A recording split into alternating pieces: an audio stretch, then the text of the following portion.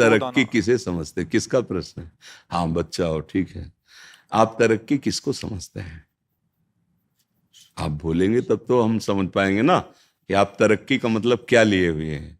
जैसे दूसरे सुखी हो जाते हैं बच्चा, हाँ अब हम पूछते हैं, दूसरा सुख तुम किसे मानते हो? देखो हम तुम्हारे प्रश्न करके वहां पहुंचाना चाहते हैं जिसे वास्तविक तरक्की कहते हैं, जिसे वास्तविक सुख कहते हैं। तुम बच्चा सुख किसको मानते हो? जिसमें आनंद हो।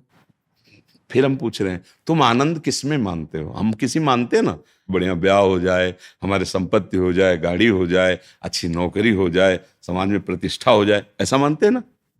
यही तो मानना है ना। हाँ बच्चा, ये लौकिक सुख जो है, मायाकृत जो सुख है, वो पुण्य के प्रताप से मिलता है। अगर आपने पूर्व पुण्य किए हैं, तपस्या है आपकी, तो आपको यहाँ सब सुविधाएं मिलती चली जाएंगी, वैसी बुद्धि प्रवीण होती चली जाएगी, पढ़ाई लिखाई में वैसी अनुकूलता मिलती चली जाएगी। और यदि आपका पूर्व पुण्य नहीं है तो आप प्रयास करेंगे और बाधा आपके सामने खड़ी होती चली जाएगी। आप पढ़ लिख गए, नौकरी नहीं मिल रही, या आप बहुत पढ़ाई में उत्साह रखते हैं लेकिन अनुकूल ट्यूशन नहीं मिल रहा, अनुकूल हमारी व्यवस्था नहीं हो पा रही। लौकिक उन्नति में हमारे पुण्य होते हैं, लौकिक अवनति में देखो, जैसे अज्ञानी जन ना माने, लेकिन आप देखो कोई भी आदमी, कोई भी व्यक्ति जो विवेक बुद्धिमान है, क्या कसर उठा रखता है क्या कि मुझे सुख मिले और कभी दुख ना मिले? कोई कसर, आप बोलो, सब चाह रहे हो ना, तो है ना कोई जो मुझे जबरदस्ती दुख देता है? वो मेरा कर्म है, वो मेरा कर्म है। बस यही अध्यात्म समझाता है कि आप आए हुए दुख सुख को धैर्यपूर्वक बुद्धिमानी से बचकर निकल जाओ। और भजन एक ऐसी वस्तु है, भगवान का नाम जप, भगवान की लीलाओं का गायन श्रवण और दूसरों में भगवत भाव करके सेवा, ये आपकी बाधा रूपी जो पाप कर्म है उनको भस्म कर देगा। अब ये बात अपने को पता नहीं, और ये बात उसको भी पता नहीं जिसको ये सामग्री मिली हुई, सुंदर स्त्री या सुंदर पति या गाड़ी, रुपया, पैसा, जो आप सोच रहे हैं, जिसको देखकर आप ललचा रहे हैं, वो उसके पास वस्तुएं हैं, पर वो भी अशांत है, उसके अंदर भी कामना है, वो भी तृष्णा से युक्त है, भय से युक्त है, और वो मृत्यु से भी भयभीत है। तो भैया कहां सुख हुआ? जो अशांत है तो वो कहां, वो किसी और को देख रहा है। आप देख रहे हैं तो वो किसी और को देख रहा है, वो किसी और को देख रहा है। मतलब आप ऐसे, चूंकि आप बच्चा हो, अभी सबसे मिले नहीं, हम बचपन से बाबा जी रहे तो सबसे मिलके देखा है, वैभव है और राक्षसी वृत्ति है, शराब पीना और बहुत से व्यभिचार आदि प्रवृत्तियां, उसे वो सुख मान रहे हैं। अगर मानो होता, जैसे अपने लोगों को मन समझाता है कि ये सब वैभव, तो वो क्यों रोते हमारे सामने आके? वो क्यों हमसे प्रार्थना करते? क्योंकि हम तो बाबा जी, खाने की व्यवस्था नहीं, कपड़े ठीक नहीं, तो वो तो वैभव संपन्न है, हजारों उनके नौकर हैं, सारी व्यवस्था। जब वो गाड़ी से आए थे, 5-6 गाड़ियां उनके साथ थी और उनके अंग रक्षकों सब ऐसे थे, पर वो ऐसे बात कर रहे थे कि हृदय लग रहा था शास्त्रों में जो लिखा है वो सत्य लिखा है। अनुभव में बच्चे थे तब भी शास्त्र, बस इसीलिए बुद्धि पुष्ट होती चली गई। नहीं नहीं, उस वस्तु को जानना, उस वस्तु को प्राप्त करना है, जिसको प्राप्त करने के बाद कुछ भी चाह नहीं रह जाती। तो बच्चा, भगवान का नाम आपके जो उन्नति में बाधक है उनको नष्ट कर देगा। हमारे जो रसिकाचार्य महापुरुष हैं, उन्होंने कहा है, राधा वल्लभ भजत भज भली भली सब होए, जीते विनायक शुभ अशुभ, विघ्न करे नहीं कोय, विघ्न करे नहीं कोय, डरे कलिकाल कष्ट भय, हरे सकल संताप, हरसि हरि नाम जपत जय। वो विजय को प्राप्त हो जाता है। कोई भी विघ्न, देखो हम डरते हैं कि जैसे बताया गया कि कोई ग्रह तुम्हारे खिलाफ, अगर वो अनुकूल हो जाए तो तुम्हारी उन्नति हो जाए, तुम्हारी उन्नति में अमुक ग्रह बाधक, ऐसा है, ऐसा कोई झूठा नहीं है। ज्योतिष शास्त्र सत्य है, ग्रह नक्षत्रों का प्रभाव हमारे ही कर्म से विपरीत और अनुकूल होगा, वो ऐसे नहीं है। देखो जितने भी ग्रह नक्षत्र हैं, जितने भी लोकपाल हैं, जितने भी काम क्रोध लोभ मोह मद मत्सर आदि हैं, ये भगवान का विभाग है, शासन विभाग।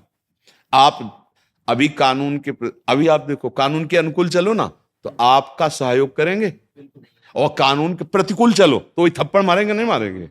तो जितने भी शनिचर ग्रह, शुक्र, जो भी है, जिते विनायक शुभ अशुभ, अब आप भगवान की शरण में होकर नाम जप करते हो, धर्म से चलते हो, तो सब उल्टा जगह में बैठे हो, सब उल्टा ग्रह में बैठे हो, फिर भी कुछ नहीं बिगड़ सकता। हाँ, गोस्वामी जी ने कहा है तुलसीदास, जान की नाथ सहाय करें तब कौन बिगाड़ सके धरते रहो। हमारे यहाँ हरिवंश महाप्रभु ने कहा, द्वादश चंद्र कृतस्थल मंगल पूरा पद है, और आखिरी पंक्ति में कहा है, जो पे कृष्ण चरण मन अर्पित तो करी है का नवग्रह रंक। ए बेचारे क्या करेंगे, जब बड़े का आश्रय ले लिया जाता है ना, तो हर जगह से ऐसे होता है, ले होता है। हाँ, अपने आप जीते विनायक शुभ अशुभ, विघ्न करे नहीं कोई, आपकी उन्नति आपके सतमार्ग पर। यह बात समझ कम आती है। अच्छा, आज जो पाप करते सुखी है, तो पूर्व का पुण्य हमारा संयोग कर रहा है, वो स्थायी तो है नहीं। जब खत्म होगा ना पुण्य, तो ये जो नवीन कर्म है और पीछे भी स्टॉक जो हमारा पाप का है, वो दोनों का जहां मिलान हुआ नष्ट हो जाएगा, चौपट हो जाएगा। बोले क्या? बोले गाड़ी में चल रहे थे, वो जरा सा एक्सीडेंट हुआ, आग लगी, और उसी के अंदर मैं गाड़ी सहित। अब आप विचार करो, नष्ट हो गया ना सब कमाई, सब वैभव, सब। जब जीवन ही न, पाप कर्म कभी किसी को बख्शता नहीं है, अधर्म। तो बच्चा, माता पिता की आज्ञा में रहो, जितना बने राधा राधा जपो, और मन लगा के पढ़ो। अगर आप ब्रह्मचर्य रहोगे, तो ब्रह्मचर्य में इतनी सामर्थ्य है कि एक बार जो सुन लिया गया, वो जीवन भर याद रहा है। अब तो इतनी औषधियां, इतना सब शरीर पीड़ा में है, एक बार बोला बस, कभी भी जीवन में सुन लेना, स्मृति जागृत हो जाती है। हम जो बार बार पढ़ते हैं याद नहीं होता ना, उसका कारण ब्रह्मचर्य कीनता है। देखो अभी नई अवस्था है, हम तुम्हें नियम बताते हैं। सुबह सूर्य उदय के पहले उठो, जल पियो, पानी रख लो, अनुकूल करो उसे गर्म, इतना कि आराम से वज्रासन में बैठना जानते हो? इसके द्वारा बहुत से विद्यार्थियों को लाभ मिलेगा अगर आप इस बात को सुने। वज्रासन जानते हो? नहीं जानते? घुटनों के बल बैठना वज्रासन कहा जाता है। घुटनों के बल जैसे ना बैठते, दोनों पैर घुटनों को बल, उसमें बैठकर धीरे धीरे राधा राधा नाम जप करते हुए 10 मिनट में जल पियो, आराम आराम। फिर टहलो, शौच स्नान करो, फिर इसके बाद 30 मिनट व्यायाम करो। ये सब सूर्योदय के पहले हो जाना चाहिए। कुछ दंड बैठक, कुछ उछल कूद, आसन, प्राणायाम, व्यायाम, और सात्विक भोजन, सतोगुणी भोजन। ये जो आजकल चला है ना बाजार का पिज्जा बर्गर, ये सब बच्चा, सब ये चीजें अपने लीवर को खराब करने वाली हैं। बहुत आधुनिकता फैल रही ना, ये नहीं, ऐसा नहीं। सात्विक भोजन जहां तक हो सके सात्विक भोजन पाओ। कभी ऐसे बच्चों का संग मत करो जो धर्म विरुद्ध आचरण सिखाते हैं, आचरण विहीन, वो समझ रहे हो ना, जैसे गंदी बातें, गंदे दृश्य, जो गलत तरफ ले जाए। हाँ, ऐसे बच्चों का संग न करो। और आजकल वैसे ऐसे मित्र मिलते ही नहीं। हाँ बच्चा, तुम्हारी बात सही, तो देखो मिलते तो है ही, हमारा तुम्हारा मिलन हुआ तो मित्र तो है ही है ना, शत्रु तो नहीं है ना। तो अगर खोजोगे तो जिल खोजा तिल पाया है नहीं, तो सही सलाह मिल रही। तो अब ये भी नहीं कह सकते कि अच्छे मित्र नहीं मिलते, पर अच्छे मित्र बड़े भाग्य से मिलते हैं, और वो बड़े भाग भगवान की कृपा से होती है, और वो कृपा आपके ऊपर है। अब स्नान किया, स्नान के बाद व्यायाम किया, फिर कुछ मिनट बैठ करके, पहले तो था कि भाई संध्या गायत्री जैसा, तो अपने धर्मानुकूल। अब वो अगर मान लो बुद्धि नहीं काम करे, तो राधा राधा राधा राधा राधा, थोड़ी देर प्रभु। माता पिता के माथा रख के प्रणाम करो, ऐसे नहीं। प्रातः काल उठ के रघुनाथा, मात पिता गुरु नाम। और भगवान को घर में सबके कुछ न कुछ भगवान के स्वरूप होते हैं, प्रणाम किया। और फिर विद्या को समझो कि आप बहुत बड़ी तपस्या कर रहे हैं, एकांत में बैठकर जो आपका स्वाध्याय है पूरी तन्मयता से करो।